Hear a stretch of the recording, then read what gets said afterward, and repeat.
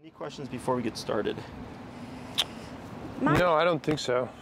I don't. You go. Well, my only question from watching the videos was, how do, like in the one video, you had the dog Millie, dog Millie, and you know she sat first, and then when you bumped it up, then she got the message and she came around. So my question is, how do the dogs know what it is that you're, like, I didn't see you do any hand gesture or how do they know what to do? Yeah, how do they know what you're asking them not to do? Elvis, leave it. Leave it. Yes. Leave it.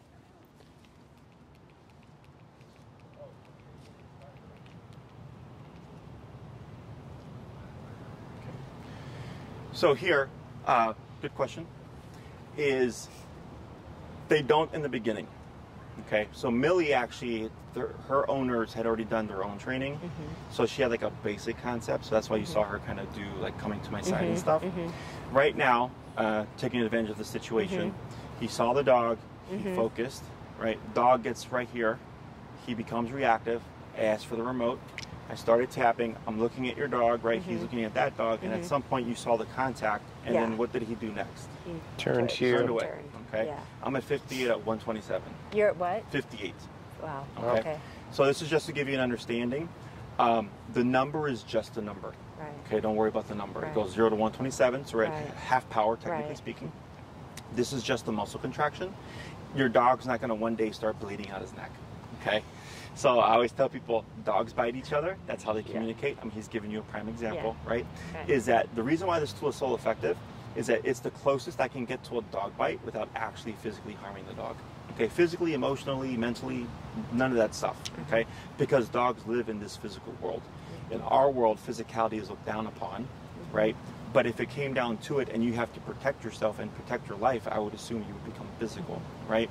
So same thing for dogs, except dogs are much more forthright in choosing that as an option because that is their world. They don't have conversation.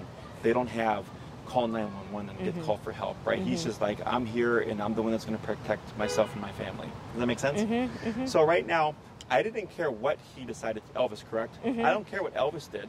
I just care that he's not reactive, okay? So behavior and obedience are two separate things. Think of obedience as education, sit, stay, come, math, English, science. Think of behavior as morality. Don't jump, don't bark, don't bite, don't lie, don't steal, don't cheat, okay? So a smart person could theoretically be a bad person, and or a not smart person could be a very good person, right? Those things just don't correlate. It's the same thing for dogs, okay? I've had plenty of dogs know countless tricks, and they're just jerks, you know, leash reactive, biting people, biting dogs, all that stuff. And then I go to the owner, she's like, this dog knows so much stuff. Why is my dog aggressive? I'm like, because that's behavior, that's morality, okay?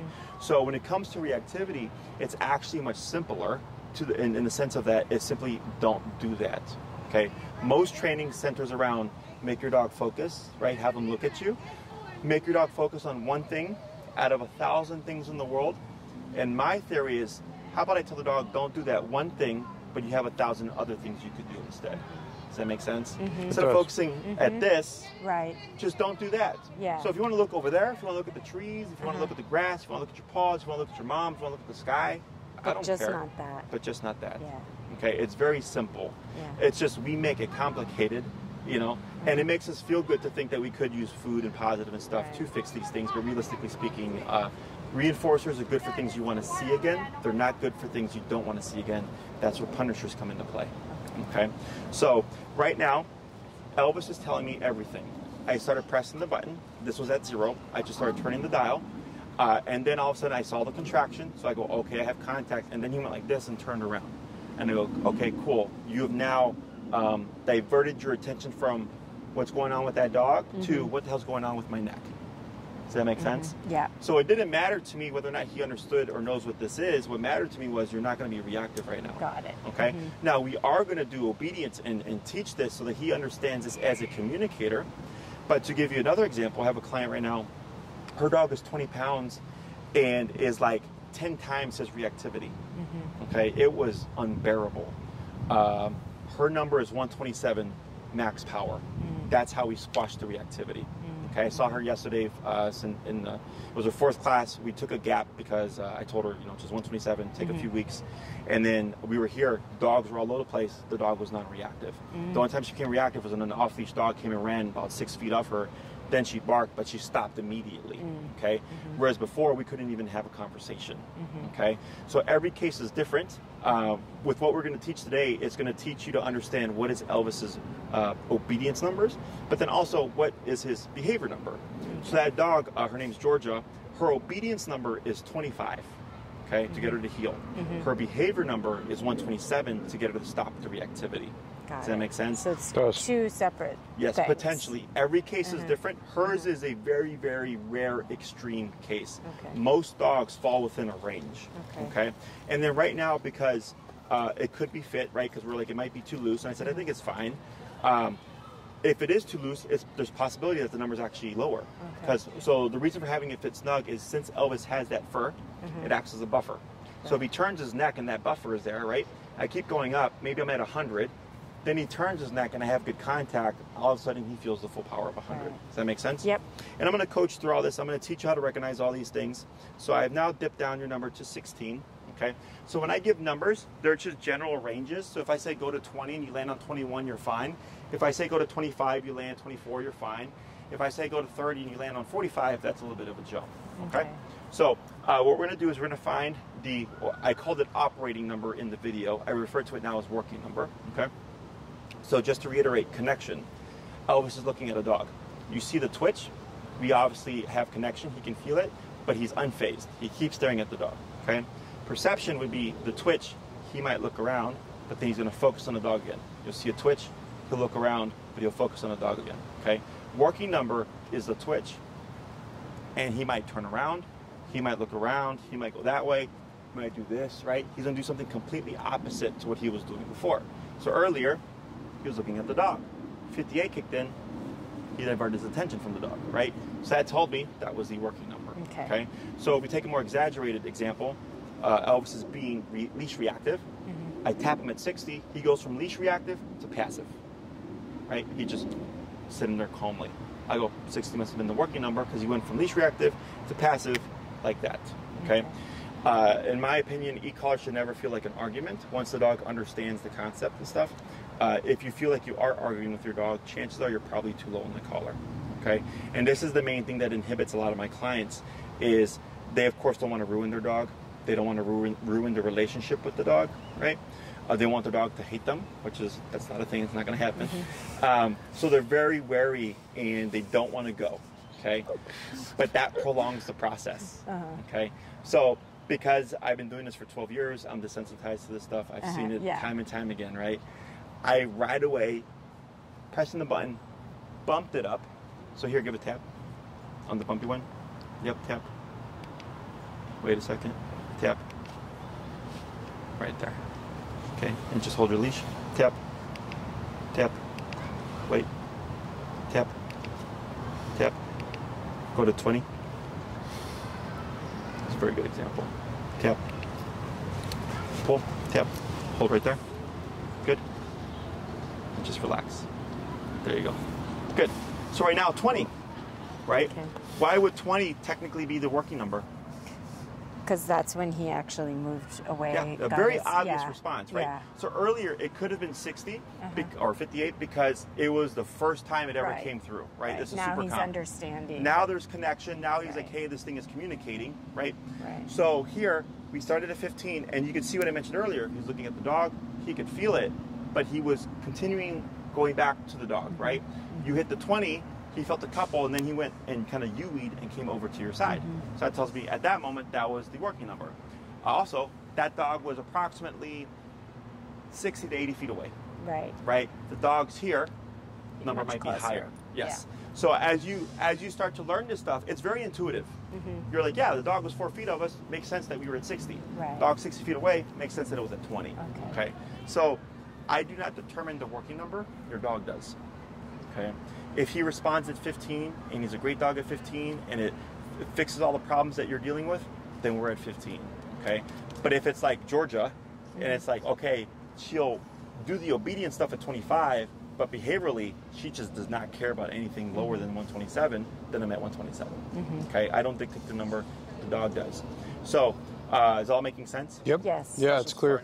I have a question. So when he did that and then he came around and came to Eric, is there, should we give some kind of contact? Is there some kind of like? I do not. You don't? Yes. Okay. So the reason why we don't do any praise right now, okay, is behavior is expected, right? So growing up, I wasn't rewarded for not doing bad things. It was just expected I didn't do bad things. I was punished for doing bad things, but I was not rewarded. Okay, does that make sense? Yes, it does. Obedience, we would praise, okay, because obedience is something that we've come up with in order to control our dogs. Right. Right. It's unnatural to them. Right. Behavior, however, is natural. Right. Dogs don't praise each other, but they do correct each other. Right. I've never been pulled aside by a cop and then they told me, "Hey, great job stopping at that stop sign." But I have been given a ticket for rolling a stop sign. Does that make sense? Right. Yes. It does. Okay. So, the other thing is when we're dealing with reactivity can stem from a number of things, right? But a passive mind is a thinking mind. Okay, when you praise your dog, it tends to add stimulation. A stimulated mind is a reactive mind, is how in the training world it's phrased, because they're already kind of active, and then you add in the stressor, and then they just become reactive, right? But if they're calm and passive, they're like, okay, I see a dog. Do I want to bark at it? You know, they're thinking about their choices there. Does that make sense? Yes. So behaviorally, I don't praise. Obedience-wise, we would praise to a degree. Okay. Because if I'm trying to teach him to walk at my side, which takes calm focus, and then he's healing with me, and you're like, "Oh my God, Elvis, you're doing a great job." You're stimulating the brain, which is going to go against the obedience. That makes sense. I know a lot of obedience, especially positive. Right? Is that? And again, I don't have a problem with it to a degree, but when we're trying to build reliable, functional obedience in this environment, and this is like not even busy because it's it's quiet right now. It's usually like yesterday. It was everybody and their mom was here with their dogs. Okay, it was super busy. Is we need the dog to be calm because the environment in itself is already stimulating. Okay, very good. Questions on any of that stuff? No.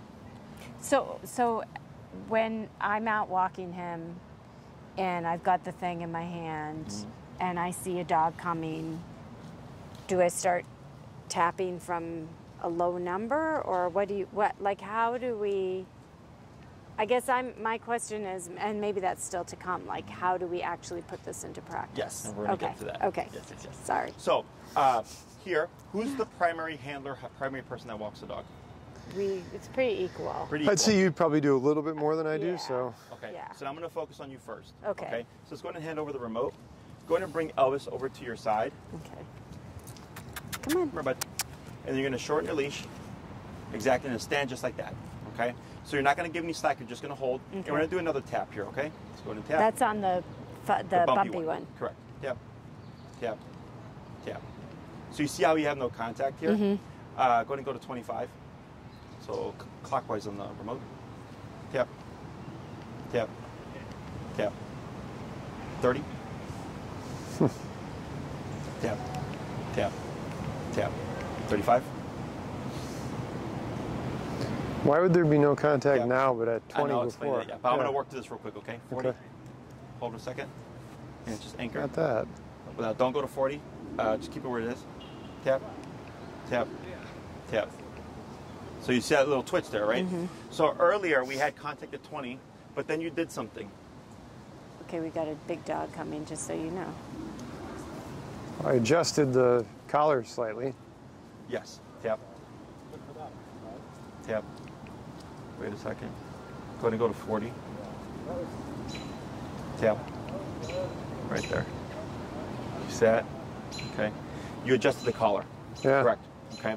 So anytime you adjust the collar, it may inhibit your contact. In the beginning, it's going to be a little annoying because you're like trying to figure this out. But once you get it and understand fitting and everything, it'll be much more consistent. Okay. You adjusted the. Yeah, I saw it. I thought it was sliding down. I remember what you said in the video about you don't want it right here. Correct. So he adjusted it a bit. So then after he adjusted it, we try to find the number again. Okay. So instead of me assuming, oh, it worked at 20, start the training. Right. I said, we're going to find the number again. Okay. So anytime you adjust it, like right now, like let's say you're at 50 or something, right? Yeah, I'm at 40. let's say you adjusted it again. I would have you dip it down to 15 and then work your way up again. Okay. Because then if there is good contact, he would feel the full power of 40. Okay. Got it. So, and if he yipped or yelped, it's okay. It's nothing bad. We would just adjust accordingly. But that's why earlier at 20, he had contact because it was in a good spot. He adjusted it, and then we didn't have contact, right? So here, this is what I call troubleshooting, is you're pressing on the collar, and it's like, well, he's not feeling it, and we continuously go up until we get contact. Okay. So it probably is maybe a notch or two too loose, so let's go ahead and tighten it up. But the other thing is, I'm not as long as we're fitting the collar correctly, and go ahead and dip your collar down to 20 again. I'm not a big fan of always adjusting it, because life won't always let you readjust your collar. Okay. So that's where troubleshooting comes in. Because then, like, if he happens to be off leash and something were to happen and you have poor contact, you would have to theoretically force contact by increasing the level until you can actually communicate with him. Okay, here so comes there's pros and another cons to doing both. Just so you know. Okay. Slow. He's far away still, but. All right. I did one tighter. So you'll come through from the top. So you see how you went in this way? Yeah. Come in from the other way. Coming. Oh, I see. Yeah. There you go. Make like a. And I usually recommend clients wait 2 weeks before they trim, just in case you have to exchange or anything. Yeah. Okay? Right. And so we're gonna try that again. We're at 20, correct? We're at 40. So Go back to 20. Down because we adjusted. Okay. Okay. Tap. Tap. Right there. And just hold. Yep. Lightly pull to your side. Yep, that's fine. Hold right there. And you relax. Yep, just like that. And see what happens. Wow. That was like an instant. No, but he's looking here. Okay. So I'm like, yep. Wait a sec. Good.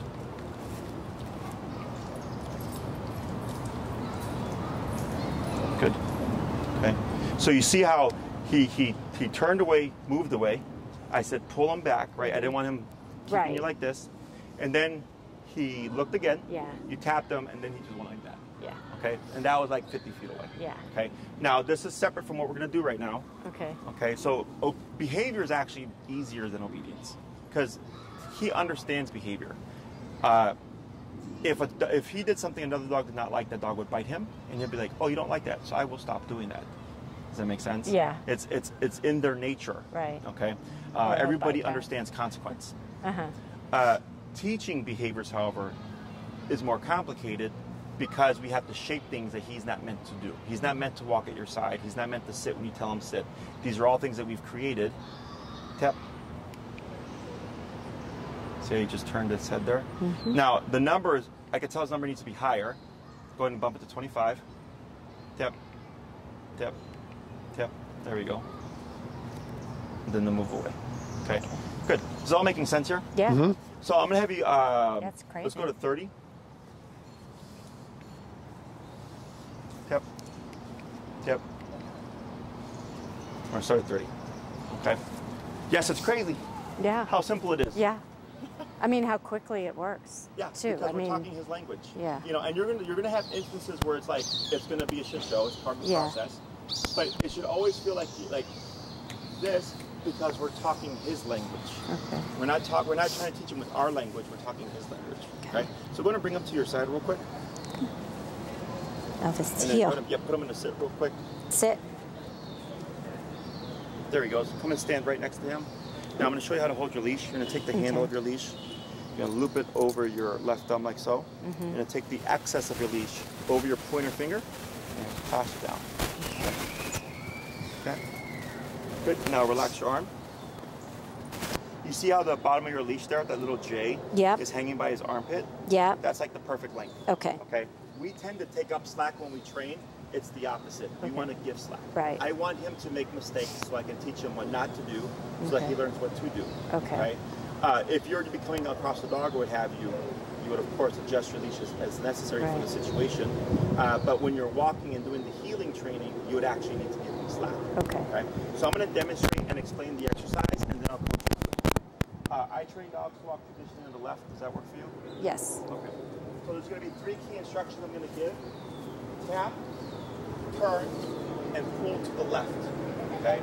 Pull to the left this So, way. Would be this way. Pull him this way.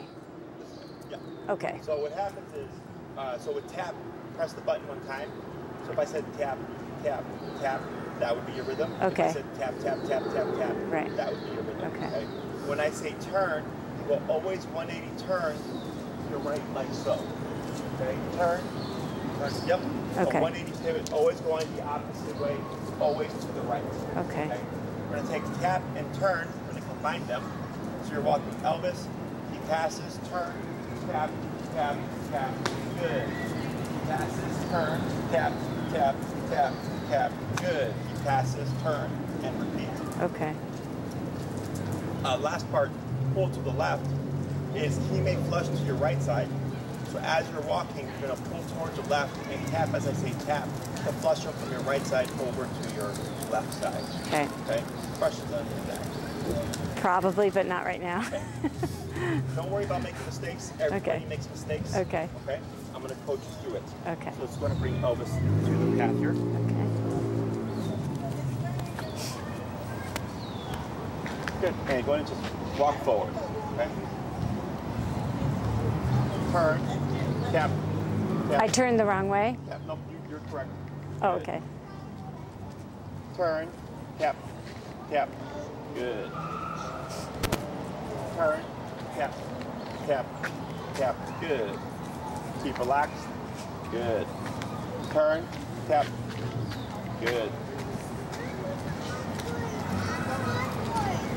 Keep forward. Turn. Tap. Tap. Good. Keep relaxed, arm down. Good. Keep forward. Tap. Tap. Good. I know. Step to the side here. Yep. Oh, right there.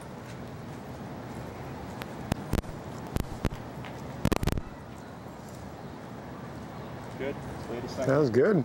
Good. Back to the path. Yep. Good. Turn. Tap. Good. Bring it down. Just going to 25. So that big jump. So he's feeling the full power of 35. Forward. Keep forward. Tap. Tap. Good. Turn. Tap. Good. Relax your arm. Good. Tap. Tap. Keep forward. Tap. Good.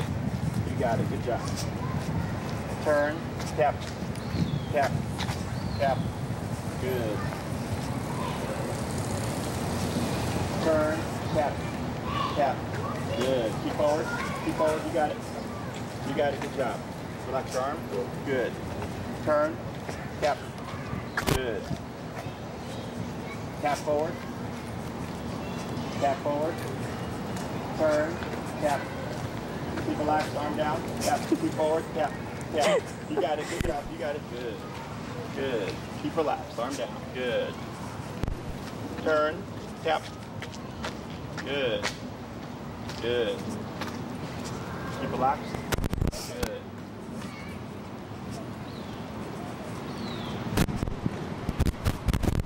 Turn. Tap.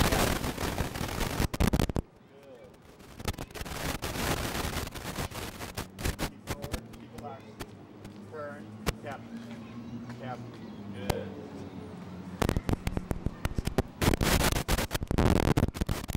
Turn. Tap. Tap.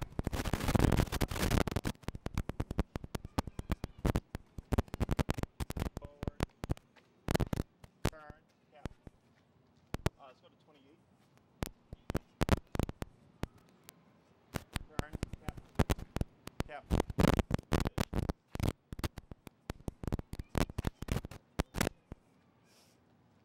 Turn. Tap. Tap. Tap. Good. Keep relaxed, arm down. Good job.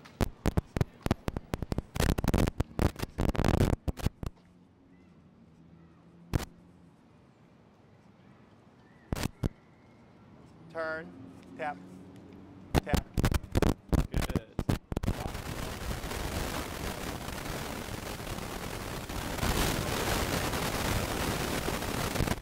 Ooh, look at him slow down. Pick up your speed.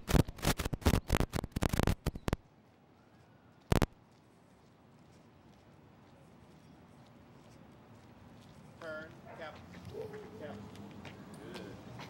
Walk Walk slow. Slower. Stop. Okay. Where's your dog? Behind me. Yep. So look at him. Tap. Good. That's fine for now. Okay. Okay. Go ahead and bring him to the side. Stop there. Excellent. What did you see?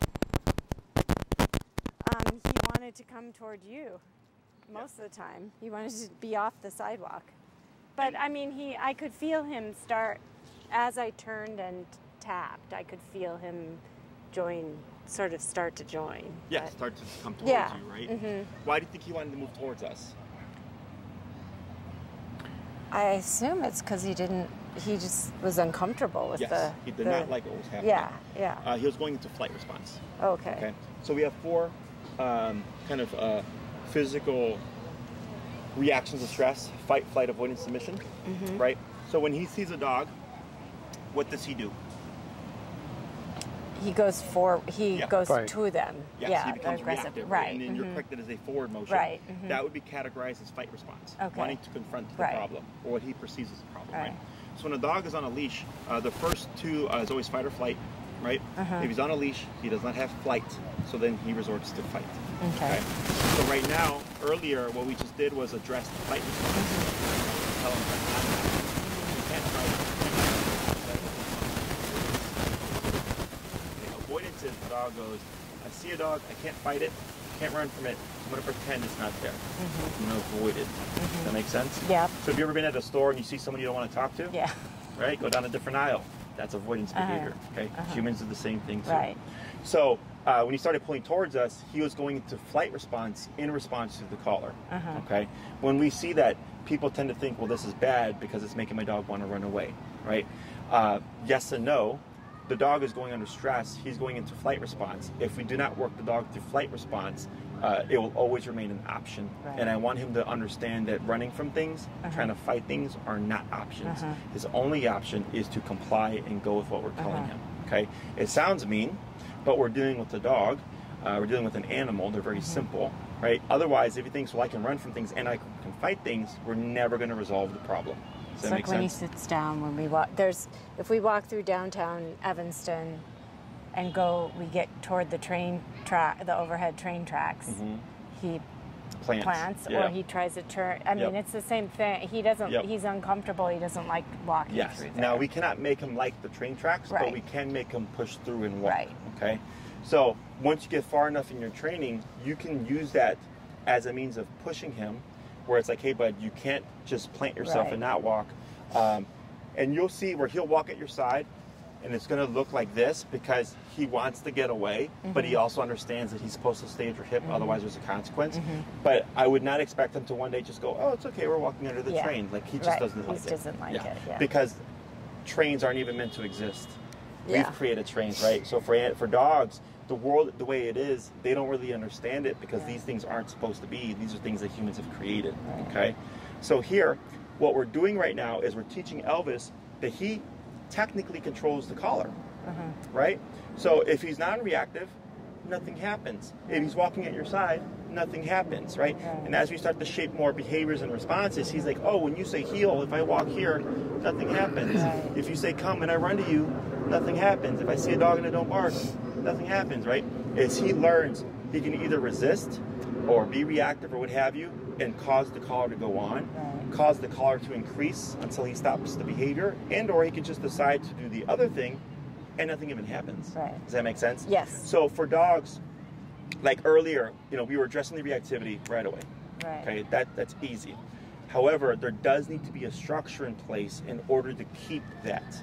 Okay, it's not as simple as I punish my dog when he's reactive, but then don't have any kind of formal structure.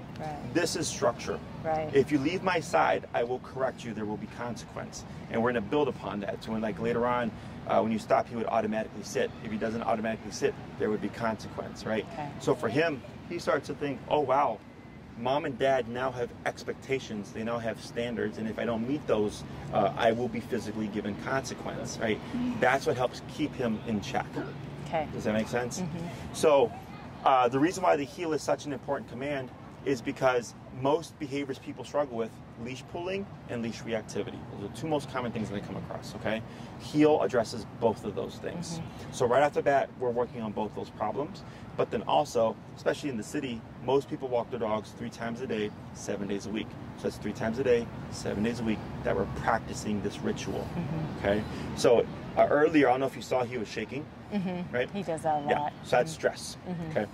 Stress in response to the collar, because he's like, hey, typically I'm reactive, but right now this thing is happening, so now I can't be reactive, and that causes me stress, because that's usually how I deal with things, okay? Right now, so I had one dog shaking like a leaf. Okay, I was having seizures. The owner was like freaked out, and I said, it's okay, it's normal to see, but your dog's level is very intense, right? So I said, practice it throughout the week. They came back week 2, dog was completely fine. But he shakes anyway. Yeah, I We've think I remember seen from that before, yeah. From since You he may was a find puppy. that with this, he starts to shake less. Oh, okay. Yep. Okay? Because part of the shaking is, I'm under stress, I don't know how to handle it. This here will put him under stress, but you will work him through it. So then he thinks to himself, oh, I can do it. Oh, I don't need to be reactive. Okay, so the dog starts to see the world in a different light and think to themselves, the things that I used to do aren't necessary. Does that make sense? Yeah. So, physicality done the right way with dogs toughens them up. And doesn't toughen them up in a negative way where it's going to make them like more reactive. Right. It toughens him up to the sense of he can handle more things. Okay, so like I've had my business for 12 years. I didn't start having with having a 13,000 square foot facility and like 10 employees. I worked my way up to that.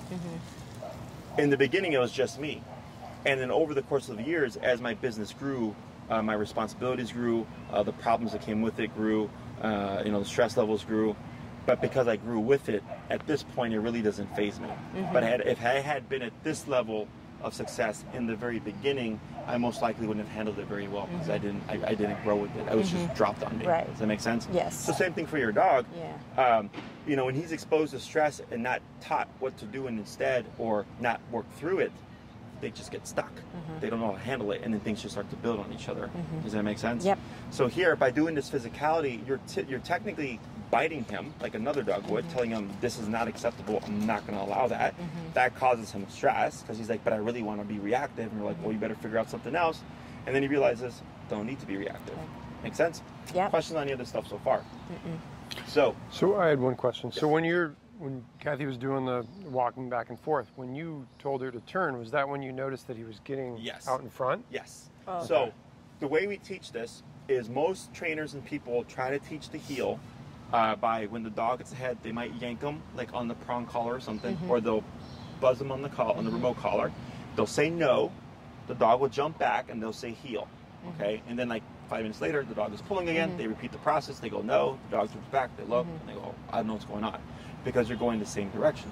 And you'll literally see where if you pop a dog, they'll jump back and they'll look like this because they're going, why did that happen? Okay, but because you're going the same way, they don't understand that not walking at your pace is a bad thing.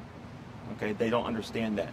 So here, what we did was we gave enough slack that Elvis could get away from the body, right? So if I'm Elvis, he passes you, the collar turns on, he's like, I don't like this. He turns around, mom's going that way, he catches up and disappears. But then he passed you again, turns on, oh, what, it's back. Oh, now mom's going that way.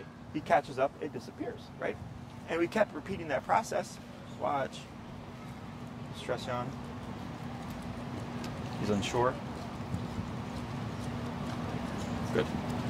Did you tap it? I didn't tap it. No.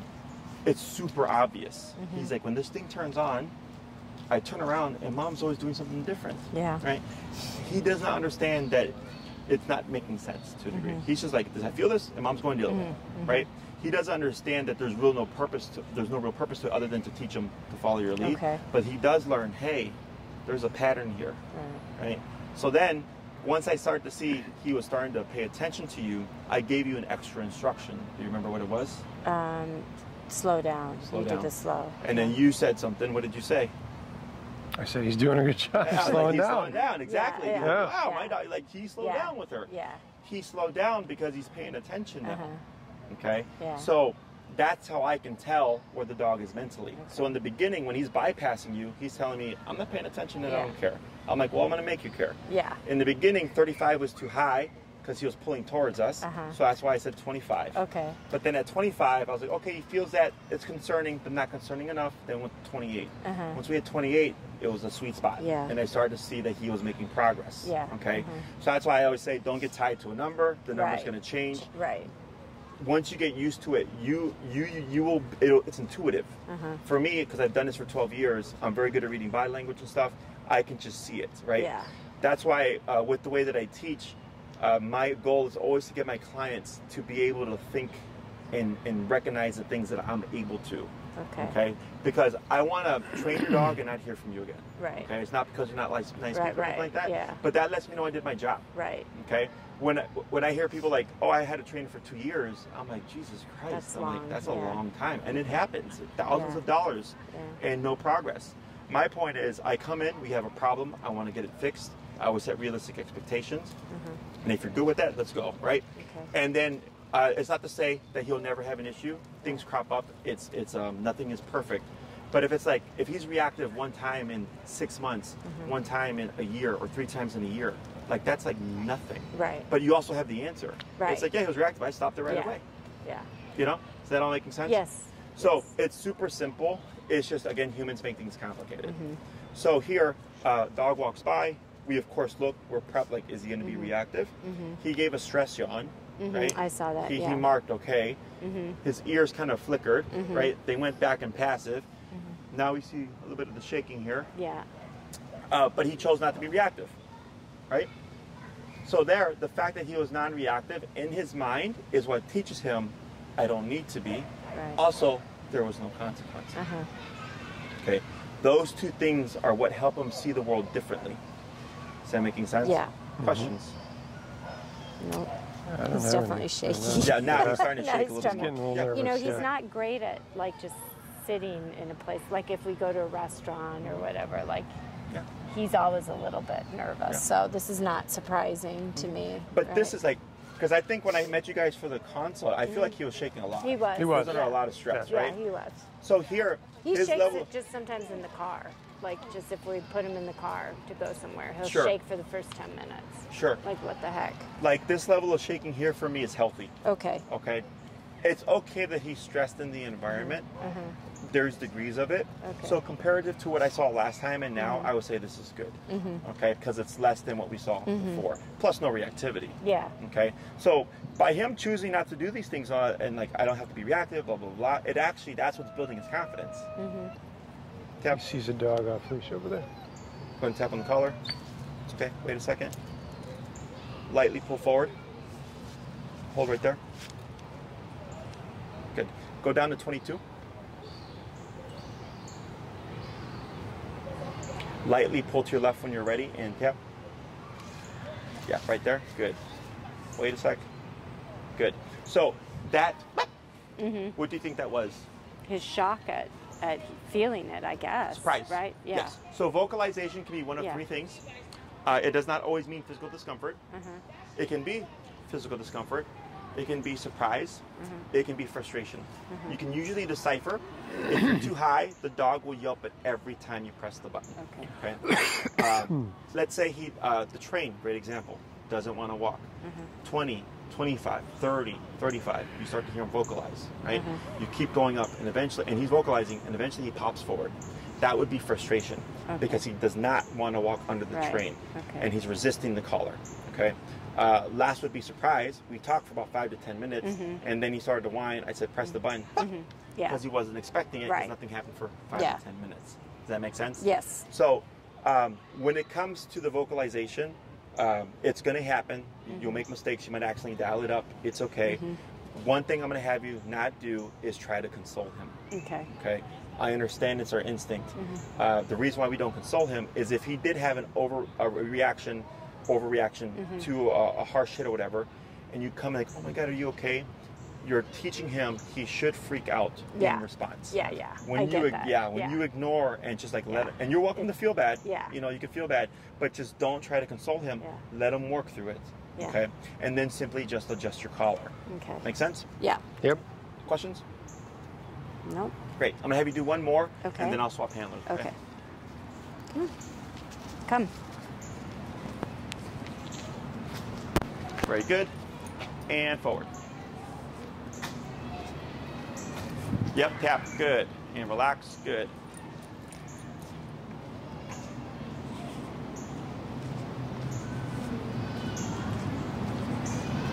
Turn. Tap. Good.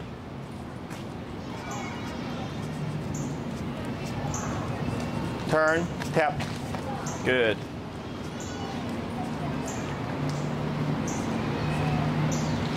Slow turn. Tap. Keep forward. Good. Slow walk. Good. Go ahead and pick up your pace.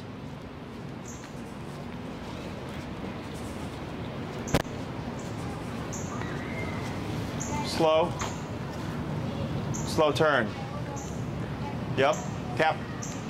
Good. Now pick up your pace. Good.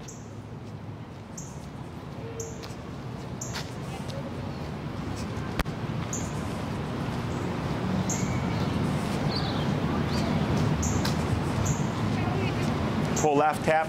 Good. Slow. Slow turn. Tap. Tap.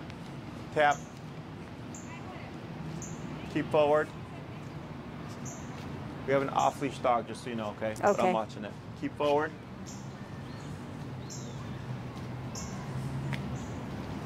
Good. Keep forward. Pull left, tap. Turn. Tap. Come to the side. You're good. Thanks. No, Not you're at all. fine. Relax. So you see that tail? Mm-hmm.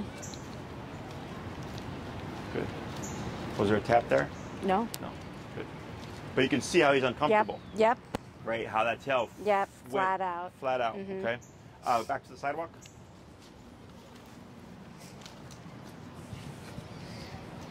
And forward. Yep. Tap. Good.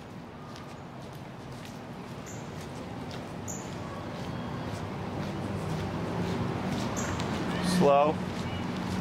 Slow turn. Yep. Good. Pull left, tap. Good. Now forward. Good. Keep relaxed, arm down. Good.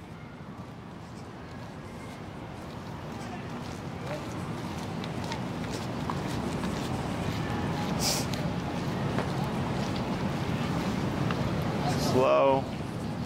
Turn. Pull left, tap. Yep. You got it. Complete your turn. Keep forward. Keep forward. There you go. Pull left, tap. Good. Now slow. Slower. And stop. Excellent. Going to bring them to the side and swap handlers. Alrighty. It's better. It's getting Yeah. better.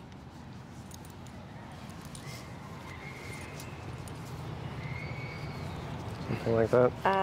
Oh yeah. So I actually can't remember now. Okay. So you're gonna take the slack over your pointer Oh, that's finger. right. Yep. Yep. Yep. Like that. The other way. Other way. Coming Like that? from almost. No. Like There you this. go. There you go. Okay. I'm going to put him in a sitting position. Sit. Push down his hindquarters. There you go. And in position so you're next to him. So the reason why we do this hold, just so you know as well, is it acts as a double lock system. Mm-hmm. So if you were to randomly lunge, he should not pull that from your hand. No. Okay. But also, if you want to take slack, if you pull on this side, it takes the slack. If you pull on this side, it gives the slack. Yep. I see. So it's very Gotcha. effective, very efficient, keeps things Okay. nice and clean, but it's also a Okay. very secure hold, okay? Going to relax your arm. So when your arm's completely relaxed, when you're in this training mode, the J, bottom J of the Right. leash should be by the armpit. Anything longer tends to get caught underneath the dog's Okay. leg. Anything shorter causes tension and isn't really allowing the dog to show like that they're picking up on the concepts. So right now when you're walking with him, you had a completely relaxed arm, slacken the leash, and you're changing your pace, and he was sitting there matching your paces and your turns and everything like that. Yeah, right? no, I felt him sort of come in sync with me Yes. a little Okay. bit. So that's why we do it this way. Uh-huh. It's very obvious, like wow, like what we're doing right now is like our dog is learning. Yeah. Okay. No, I mean it was I've noticed it. Excellent. Right away. And so walking with your dog should feel like, one, it should feel pleasant. You shouldn't have to worry about like, is my dog gonna be reactive, right? But also nice and relaxed. Because the other thing is when you're, and I understand, right? You're expecting reactivity, so you tense up. Right. But now you're feeding tension. Right. And he's building off of that. Sense. But here, we're doing two things. We're giving, I'm confident that the dog's not going to be reactive, but I'm also confident if the dog is reactive, I have the ability to stop it. Okay. And in my opinion, the dog picks up on that. I mean, this is a relationship, right? This is a conversation. So he's like, man, like one, there's discipline. Two, mom and dad are relaxed, right? I'm seeing dogs, nothing's happening, the dogs aren't hurting me, blah, blah, blah, blah. And that's what's teaching him he does not need to be in this level of stress, okay? We got maybe a dog come in here, and then we'll go to the sidewalk once it passes. He's tired. Yeah, like his eyes he's getting wiped out. He's like, he's probably going to sleep on his way back. Yeah. Yeah. We're watching, read the body language. Ears go. Tap here.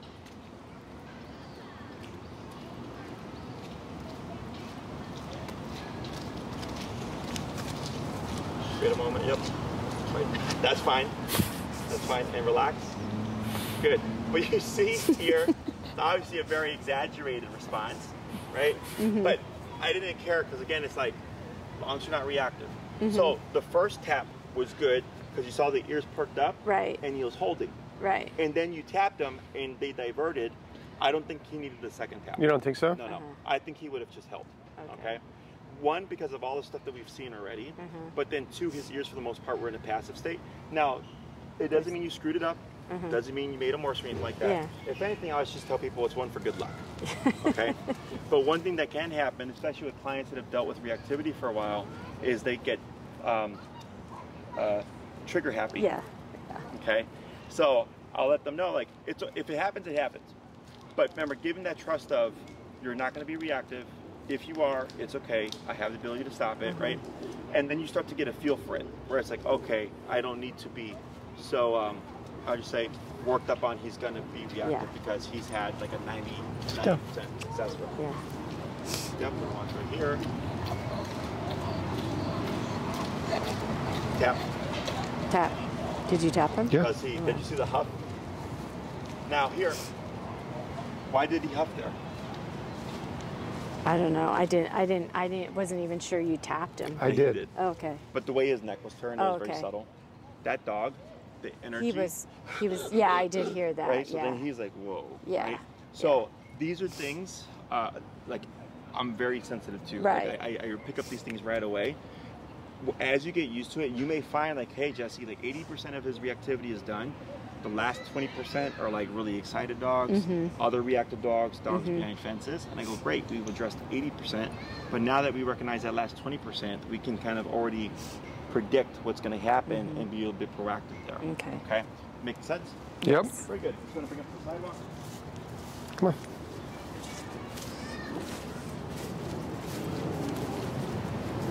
Good. And forward. Pull left. Tap. Good.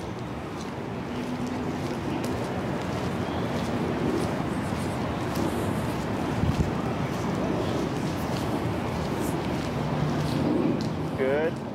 Slow. Slow turn. Good. Going to pick up your speed. Do I tap when I turn? Necessarily? Does he turn with you? You turn with me. If you would have delayed or kept going straight, then we would tap. Okay. Slow. Slow turn. Yep. Oh, this is good. See that? Very good. Going to pick up speed. That dog's barking at me.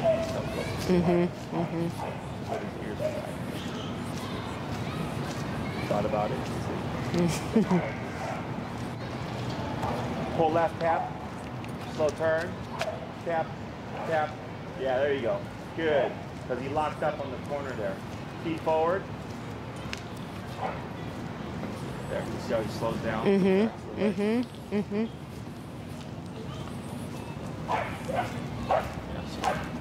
see where he's concerned about it. Turn, tap. tap, tap. Good. There you go. What number are we at, 22? Yep. Let's go 26.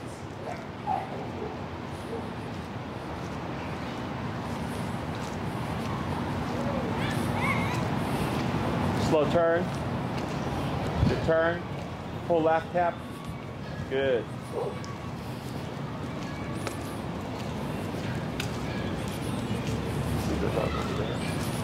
Slow walk. Slower. Keep forward. Yeah, just that. Keep that speed. There you go.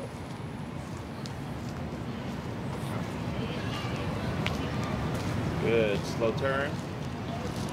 Good turn. Excellent. Go ahead and pick up speed. Good. Sometimes I think I know what I'm doing. I think you do.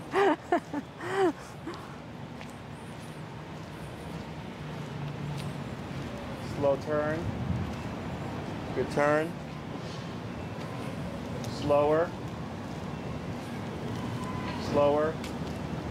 Stop. Good. Forward.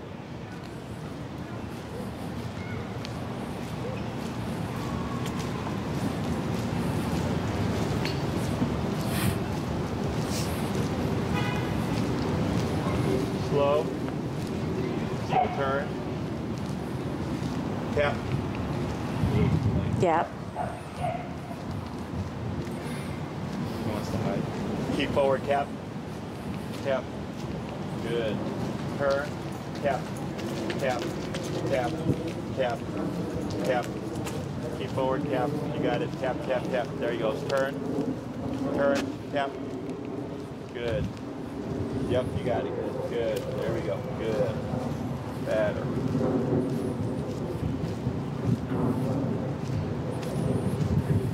Slow.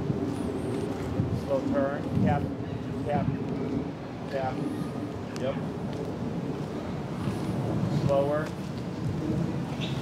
Slower. And stop. Good. I'm going to have you say the word break and then bring them to the side. Break. Break. Yep. Then bring them on over. Excellent. So break is the word that we use for release. Okay. If you have one from previous training, like free or okay, you can use that too. We haven't ever used that, have we? No. Or, Nope. So we're not going to put a word to this. Okay. The word would be heel. Okay. That would be next class. okay. Okay. The reason why I don't use the word now is since we're sound-based, we tend to want to use the word more than the remote. So when I first started training with clients, I would give the word heel at the end of class, and then almost always the next class I would see them walking heel, heel, heel, And heel, and not using the remote. Yeah. Okay, by That removing makes the word, sense. it forces you to have to use a remote. But we do need an off switch, and the off switch is break. Okay. So think of your obedience as clocking Elvis into work, and then break is clocking him out of work. Okay, he does not need the cue. It's more so for the human. Technically speaking, when he feels this, because so far he's only learned a couple things today, Right. walk your side and don't be Right. reactive, his assumption is most likely going to be to come to your side. Okay. Does that make sense? Yeah. So your homework for the week is simply rinse and repeat this exercise. Okay. So what you would do is I suggest 3 20-minute walks a day. Dogs learn better in smaller chunks. If one day you're busy and you just can do a solid hour, that's perfectly fine. It's just that if every walk were an hour once a day, he would just learn slower. Yeah. Okay, so that's why I did a little bit of training, I did some talking, a little bit more training, I did some talking, a little bit more training, now I'm doing some more talking. That's why I do it that way. And you can see how each time he got progressively better, Yeah. right? So Elvis is literally processing everything that just happened right now, okay? So 3 times a day for 20 minutes. What I suggest in the beginning is you go out, have the collar on, have it ready to go. Don't start your training. You go outside, potty break first. Okay, let him pee and poop, let him get that all out the way. Once you feel like he's good to go, you're then going to step to the side as you did today. A little bit. That's fine. Because you see the way he's sitting? He's in a passive sitting position. So I don't anticipate that he would be reactive. Maybe if the dog comes here and that gives bigger energy. But right now, he's what I would call passive alert. Okay, he's obviously looking, but the rest of the body language is telling me passive. There's a stress lick, there's the shaking, and then a breakaway. Good. Okay. Is you would step to the side, get your leash set up, don't give any direction, and you're going to start at 15. Okay. You're going to do what I call my 3-tap rule. So I'm standing to the side, I give no instruction, tap, tap, tap, no response, 20. Tap, tap, tap, no response, 25. Okay. Tap, boom. You'll see where he'll just most likely come here because that's what he's learned today. That's what I would call the starting working number, right? So we've been kind of all over the place today. Yeah. We were as high as 58 earlier, Right. and then we brought it down, and then we were at 28, Right. then went to 18, 22, right? So that's normal in the beginning as we're trying to figure out what is his actual number, which is why I always have clients reset at the beginning of every walk. So let's say you end at 25, you tap him, he goes from sniffing grass to your left side. I go, okay, he went from that to this. I'm going to assume this is the starting working number. You would then begin your walk. I then have what I call my 3 correction rule. Every turn and tap is 1 correction. So anytime Elvis were to get ahead of the body, visual reference for you would be his right shoulder parallel to your left leg. That's where he should be. Okay. So when you were completely slack and walking, changing your pace, he was right there at your side, right? So as long as you have that, I know he's paying attention. Otherwise, if that right shoulder even goes an inch ahead of my left leg, I would turn and tap. And it's an abrupt, sharp turn, okay? It's meant to catch the dog off guard, so when he feels the collar, he turns around, he's like, oh crap, you're going the other way, he catches up, okay? When he is paying attention, we do the slow to slower turns because he is actively paying attention, okay? So with the 3 correction rule, if I'm at 25, let's say it's turn and tap, he's still pulling, turn and tap, he's still pulling, turn and tap, he's still pulling, reset your count, 30, do it again. Turn and tap, turn and tap, turn and tap, he's still pulling, 35. And you just keep repeating that process, okay? Let's say you hit 45. At 45, boom, he's right on your hip. And you're like, man, for the last 15 minutes, Elvis has been walking right at my side. I'm completely relaxed. When I slow, he slows. When I stop, he stops. When I walk, he walks, right? Then that tells us 45 is actually the working number within that walk. Does that make sense? Yep. So if you do this at the beginning of every walk, you're going to find you're going to have certain ranges where he feels it, and then ending ranges where it's like, oh, he was the best dog at that number, okay? So we're trying to find consistency. So the next time I see you, I'm going to ask you a few questions. One of them is going to be, on average, where did he start to feel it? You might say 25, and I'll say, on average, where did you find yourself ending where you felt he was the perfect dog? And you might say 40. Then I go, 40 is your working number. Okay. So if you're doing 3 walks a day, 7 days a week, that is 21 walks where we're just getting this kind of, doing our research. Yeah, getting the feedback. Exactly. When you turn, how many tap? Because sometimes you had me tap a couple times. Should we expect to tap a couple times on a turn? It's tapping until you see him returning to the side, right? So there was a few where he kind of went out the way, so you have to keep it going. But then there was a few where you tapped and right away could see he was on his way, okay? So it's really by feel. So you can look at him. So if he's passing and you turn, you can tap to watch what he's doing. Okay. I just I wasn't looking. I could feel him. Like when you can sort of. When you told me to tap, it was when I could feel him pulling back or resisting. Yeah. So when you're walking with Elvis, it should feel like you're not like walking with anything at all. Okay. So the leash tension is actually communication. So if I'm walking with Elvis and I feel this, tells me he's sniffing something, or maybe I'm walking to the train and he's like, I don't want to do that. Right? Or if he's doing this, he's pulling to flowers, he's pulling towards the dog, what have you, right? Because if I'm relaxed and the leash is slack, if there's tension, it tells me Elvis is doing something he shouldn't. But also it goes the other way. So when Elvis went to the wrong side and you pull left and you tap, you're telling him you don't want to be there, you want to be here. So he came over, everything went away. Before training, you see a dog, you're putting tension. You're giving communication, right? Now, I understand why you would tense up. You want to get ready. You're preparing so he doesn't pull you down or anything. But the way he sees it is like, oh, this dog must be a threat because you're tensing up. He doesn't understand you're preparing for him. Okay?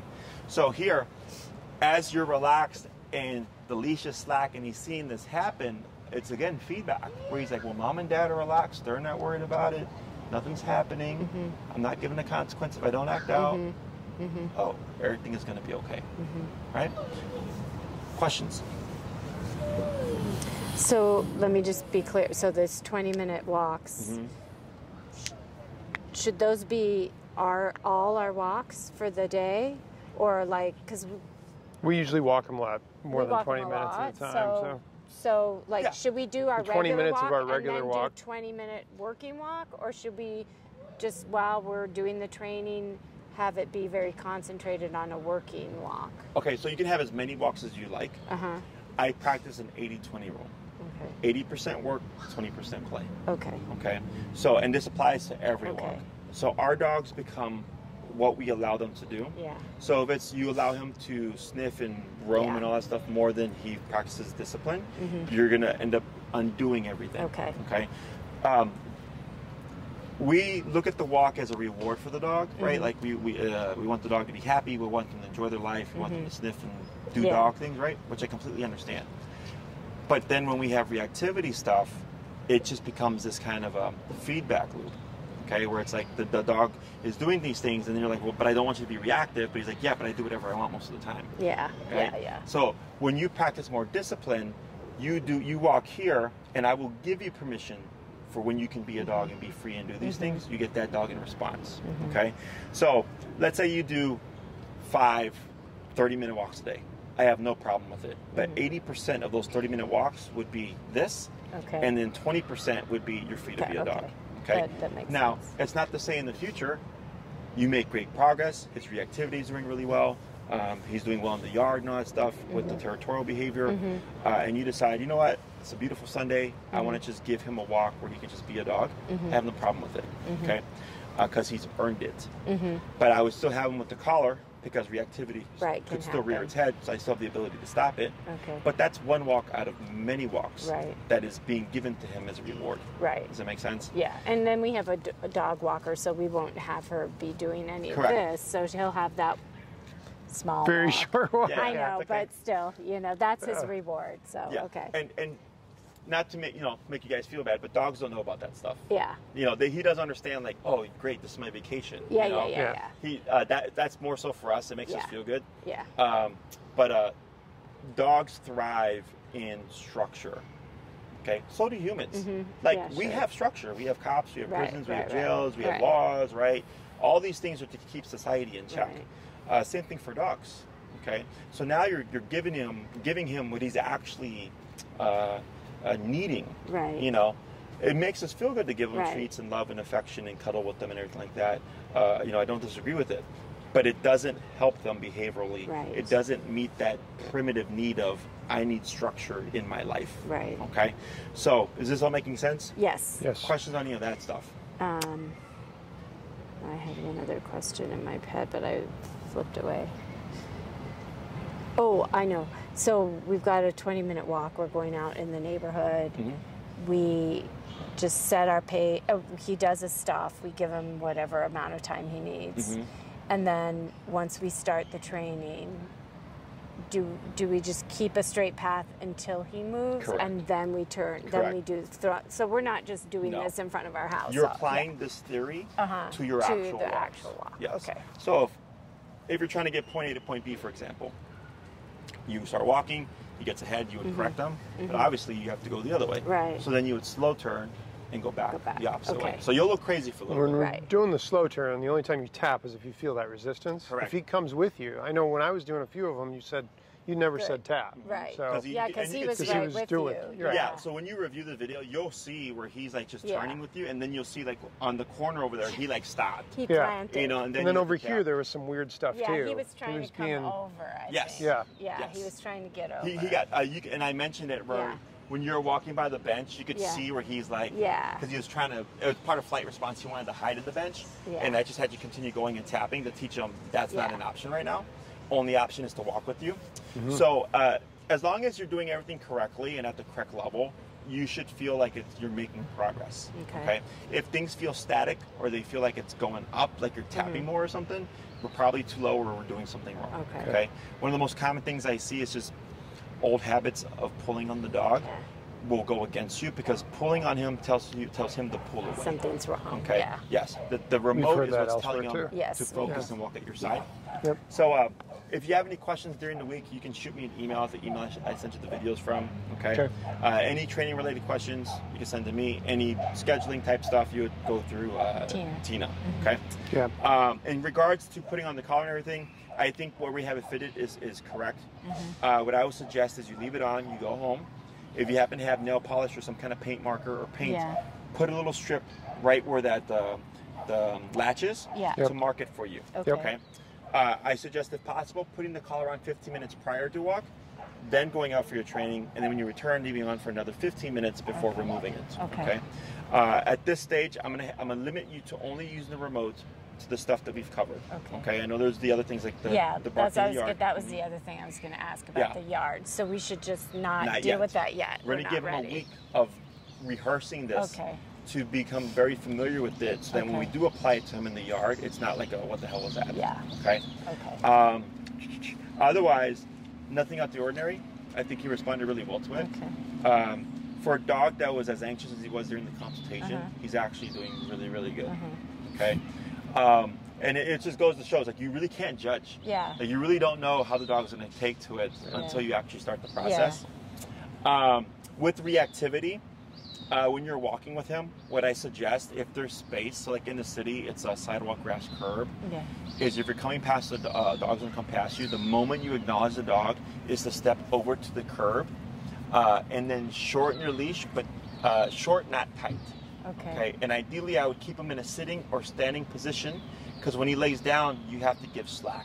So then if he decides to become reactive, he has that slack to move forward. But if he's standing or sitting, you can shorten it, and it can be right there, but still not be tight on the neck. And then we just watch his behavior. Okay. If you feel like you're seeing signs of escalation, you can give him a tap on the collar to divert the attention. If he were to blow up, I want you, instead of to pull back or up and back, is to pull straight up. Okay, up de-escalates the brain, back and up and back escalate the brain. Okay, so if he's going forward and you do this, it's very hard for him to put power behind that. Okay, if you're tapping on the collar and pulling up and it does not get better, it's okay. Let it pass. Look at your number and go, 35 did not work. Okay. The next time I see a dog, I would most likely, I would be at 40. I would go up 5 levels more. Let's say it happens again and 40 doesn't work. The next time I see a dog, I'll be at 45. Just gradually increasing that number every time it fails until I find a number that stops them instantaneously. Oh, 55, that was pretty quick. So next time I see a dog, I'm at 55. Because remember, your obedience number and your behavior number may be different. Okay. I don't think so, just from what we saw today, but just that you're aware. Okay. Other questions? I can't think of anything offhand. Our next session is on Monday. So it's not a ton of time, but it's enough, I think. Today. You'll get a lot of. Tuesday. Today's Tuesday. Oh, so just under a week. So if anything crops up in the meantime, you can shoot me an email. He's out of town for the weekend, 4 days. so it'll be more me. It'll be a lot of me. Sure, no but that's problem. okay. And then, what will we do? Will we be working on the same stuff next time? We'll be, so there's a second part to this. Right now we did the first part. So next class will be adding the cue of heel. And then there's a few more things that we tie in. Also, before I forget, I want you guys to get used to, when you're walking with Elvis, slowing down before you stop and slowing down before you turn when he's paying attention. Okay? So like, let's say you need to turn to go back home. You would slow down. If he slows down, you slow turn, we go back home. Right? If you slow down and he keeps going, what does that tell us? He's not paying attention. So then you would just pivot and start tapping. Okay? There is no slow turn. It's an abrupt turn. But to get him used to doing the slow turn, but he needs to be focused in to actually absorb what we're doing. So, because clients like to test that their dog is paying attention, a lot of times they abruptly stop. And I tell them that's it's so abrupt the dog's not going to catch it. We always change pace. Okay, So you slowing down before stopping to turn lets you know if he actually is paying attention. Honey, get ready. I see him. Yeah, we've got one over there too. Tap. Give a tap. Right there. Wait a sec. So this is avoidance behavior. See how he's giving his back to it? Quick glance. There you go. But what's the difference here? We had two. Oh, two of two those. high You know what energy he dogs, does? yeah. He does react sometimes more to those little yappy dogs. Yes. So, because every other dog, he's been doing really, really well, and all of a sudden we would get a different energy. Yeah. And then he starts, so you could see him start to build. And then we capped him, and then he gave a very good response of a very good example of avoidance. I'm going to pretend those dogs aren't even here. And that's okay, though, Yes. right? That's good. I want him to learn that there is another option. So like when we do remote collar training, positive only trainers will say like, oh, you're suppressing the behavior. The dog's gonna, blow up one day and like kill a dog. We don't. We're teaching them reactivity, fight response, not an option. You can't run from it either, but you can turn your back and avoid it or ignore it, right? There is another option. Suppression would be, you have to sit still and do nothing but and just take all this pressure. Right. That would be suppression. Okay. Give a tap. Good. And that was just because he was starting to build. So then we're just capping it. So he is going 0, 1, 2, stress you on 3, right? Again, that energy, that yappy energy that you said, and you're telling him, don't worry about it right now. Yeah. There we go. Okay. Very good. Questions? I'm out of questions. So. I don't think so. We recorded Probably today, have huh? some. Yeah, there's a lot here. It was great. So if you have anything pops up, let me know. Okay. Otherwise.